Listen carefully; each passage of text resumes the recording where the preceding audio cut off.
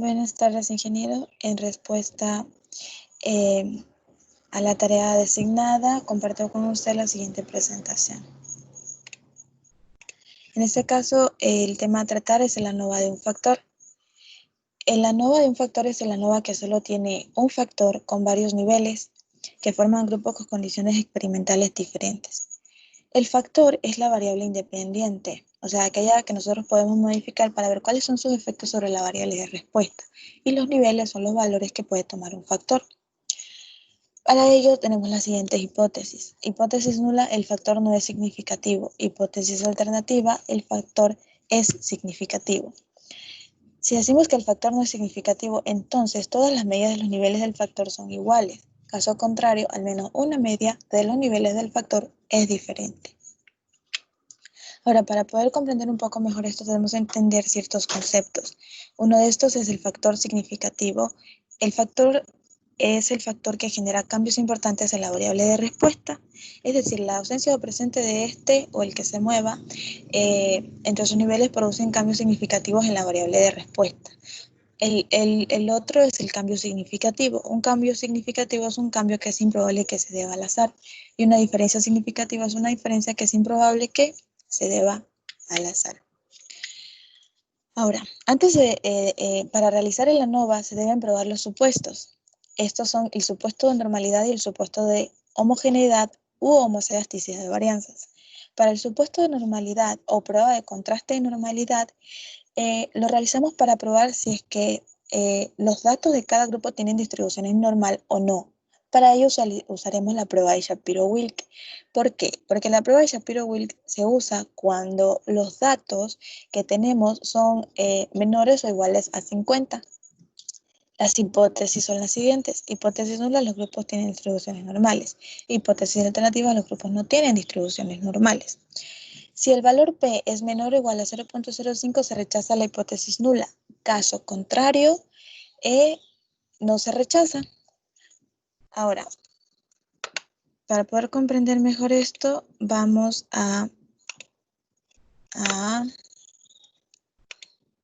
trabajar con la siguiente tabla. En esta tabla ya tenemos los datos necesarios para lo que vamos a trabajar. Y usaremos este ejemplo. Aquí. En este ejemplo, la concentración de la hemoglobina en la sangre de 40 truchas.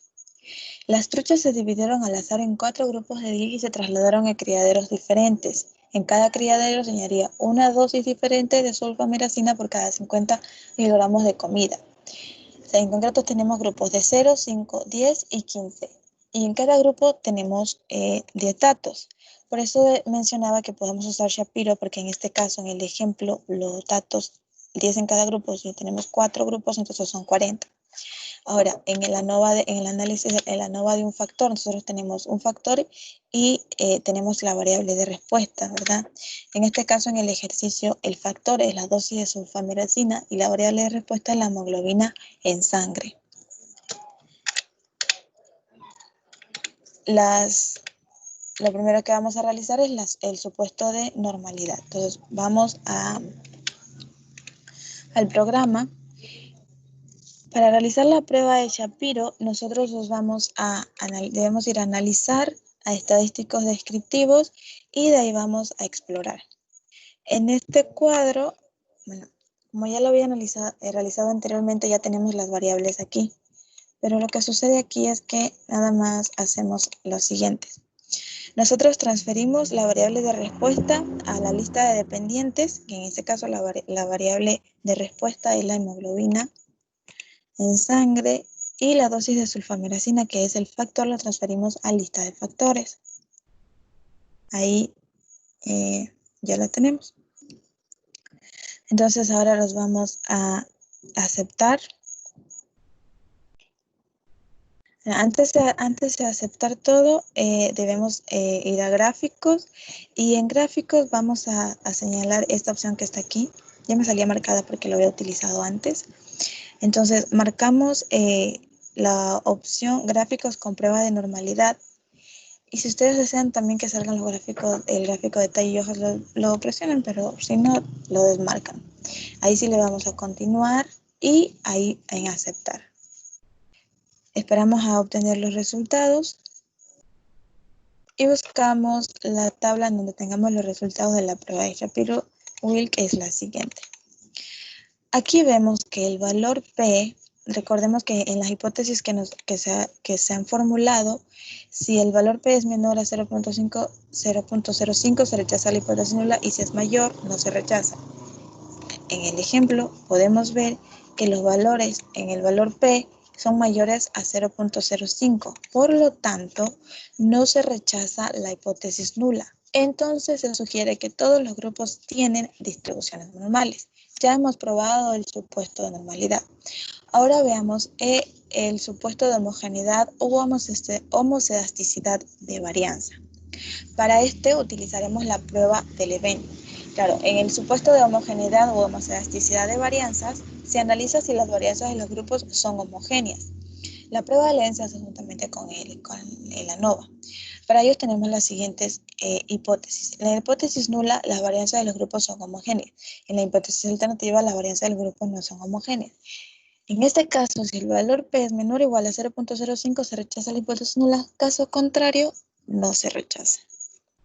Entonces vamos a ir otra vez a nuestra tabla de los datos y vamos a analizar a estadísticos descriptivos de nuevo y vamos a ir aquí, a explorar.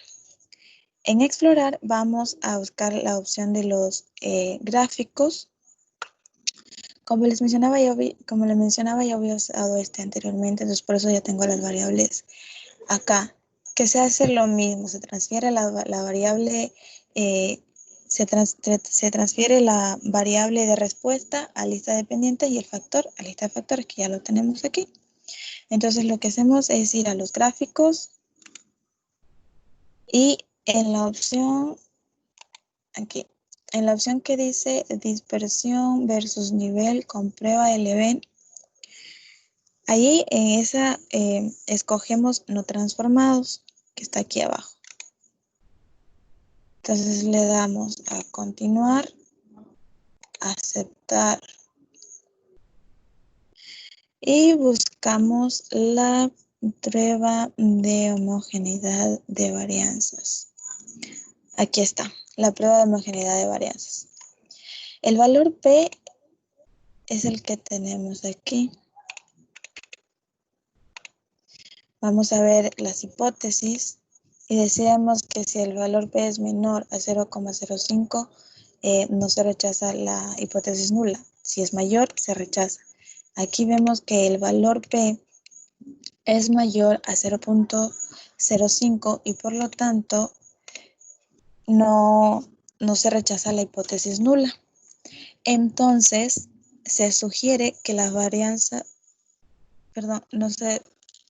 no se rechaza la hipótesis nula, Entonces, se sugiere que las varianzas de los grupos son homogéneas. Entonces, ya hemos probado el supuesto de normalidad y el de homogeneidad. Ahora,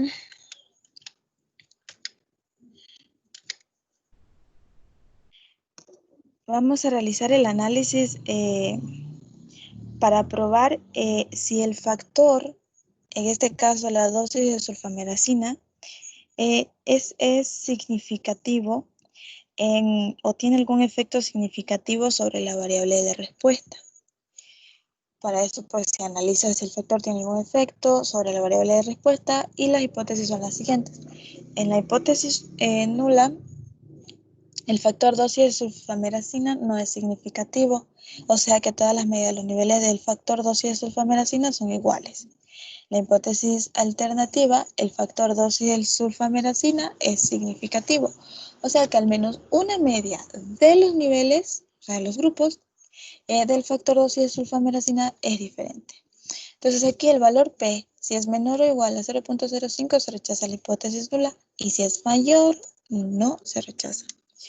Para ello, nosotros vamos a ir otra vez a nuestra tabla con los datos y vamos a ir nuevamente a analizar a modelo lineal general y vamos a univariante.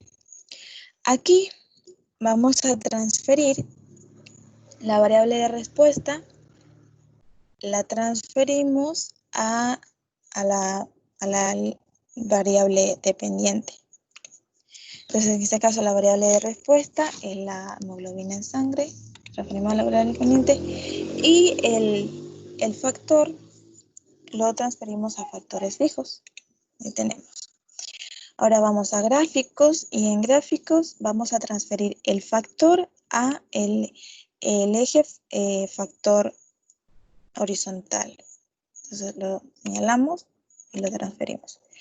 Para que pueda salirnos el resultado, o sea, en nuestros datos, nosotros tenemos que añadirlo, poner continuar, y pues ya lo hemos agregado.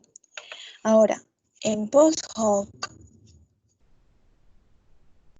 aquí se me olvidó mencionarles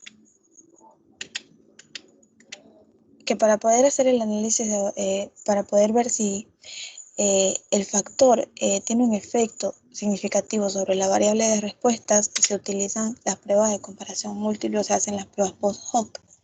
Las más comunes usadas son la prueba de Tukey, la de DMS, o LSD de Fisher, Bonferroni y Duncan. Estas son las más comunes. Para aplicaciones de este ejercicio usaremos la prueba de Tukey. ¿Okay? Entonces, como ya estamos aquí, que era lo que estaba mencionando, entonces vamos a post-hoc, y aquí en post-hoc lo que hacemos es transferir el factor a pruebas post-hoc. Entonces seleccionamos el factor y lo transferimos a las pruebas post-hoc. Luego lo que hacemos es seleccionamos Tukey, que es el que ya había mencionado que íbamos a utilizar. Seleccionamos Tukey y luego nos vamos a continuar. Y la última opción que verificamos es en guardar. En guardar nosotros vamos a seleccionar la opción no estandarizados, en donde dice valores pronosticados, y no estandarizados en donde dice residuos. Ponemos continuar.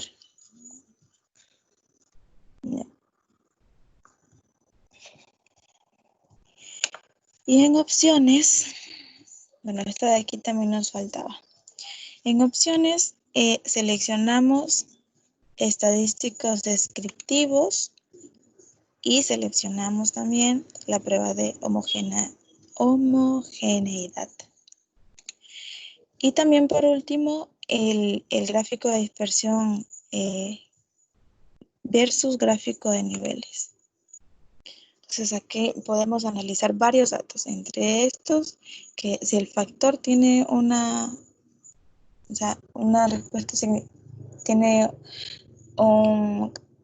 afecta en este caso a la variable de respuesta. Entonces le damos a continuar y ahí si aceptamos, por último ponemos aceptar. Entonces aquí ya tenemos todos nuestros resultados. Vamos a ir aquí abajo donde tenemos la dosis de sulfameracina. Aquí buscamos el factor porque queremos ver si esto tiene algún efecto significativo sobre la variable de respuesta. Y recordemos que habíamos dicho que si el valor P es menor o igual a 0.05 se rechaza la hipótesis nula, ¿verdad? Caso contrario, no se rechaza. Entonces vemos que aquí el valor P es 0,03, o sea que es menor a 0,05. Por lo tanto, se rechaza la hipótesis nula y entonces se concluye que el factor dosis de sulfameracina es significativo, o sea que al menos una media de los niveles de estos grupos, dosis de sulfameracina es diferente. ya sabemos que al menos una de estas medidas es diferente. Lo que no sabemos es cuál específicamente de estas es diferente. Pues para ello, con todos los datos que hemos analizado, nosotros vamos a buscar los resultados en Tukey. Para eso calculamos Tukey. Entonces tenemos aquí este resultado. ¿Qué es lo que tenemos acá? Aquí. Aquí vamos a determinar cuál de estas medias es la que es significativamente diferente. O sea, hemos realizado la prueba de comparación múltiple. Como vemos en el resultado, nosotros tenemos aquí a los grupos de 15 gramos, de 10 gramos y de 5 gramos en el mismo subconjunto. Al estar en el mismo subconjunto, sabemos por lo tanto que estos no son significativamente diferentes o no son estadísticamente diferentes. Ahora, el que se encuentra en un subconjunto es el grupo del de 0 gramos. O sea que aquí nos damos cuenta que este es significativamente diferente de los demás. Si estos se encuentran en un mismo subconjunto, no son significativamente diferentes. Pero si se encuentran en un solo grupo, o sea, al estar en el mismo grupo no son significativamente diferentes, pero el de 0 gramos al estar solo en este grupo, entonces es significativamente diferente, que es lo que obtenemos acá. Acá también tenemos un gráfico donde nos muestra que aquí tenemos los grupos, el de 0 gramos, el de 5, el de 10 y el de 15 gramos. Podemos ver que cuando han pasado dosis de 0 a 5 gramos, vemos un crecimiento que se nota ampliamente por el crecimiento aquí en el gráfico. Pero cuando se han dado dosis de 10 gramos y de 15 gramos, entonces vemos que disminuye la dosis de sulfamiracina, disminuye la hemoglobina en sangre de las truchas. O sea que con todo este proceso que hemos realizado, el ANOVA nos permite ver o nos muestra que la dosis de sulfamiracina era significativa. Entonces existe evidencia con estos resultados que ya hemos obtenido aquí, existe evidencia con todas las hipótesis que ya hemos analizado para concluir que la sulfamiracina aumenta la hemoglobina en sangre de las truchas. O sea que una dosis de 5 gramos por cada 50 kilogramos de comida es suficiente. Entonces, con esto concluyo la presentación referente al tema del ANOVA de un factor. Gracias por su atención.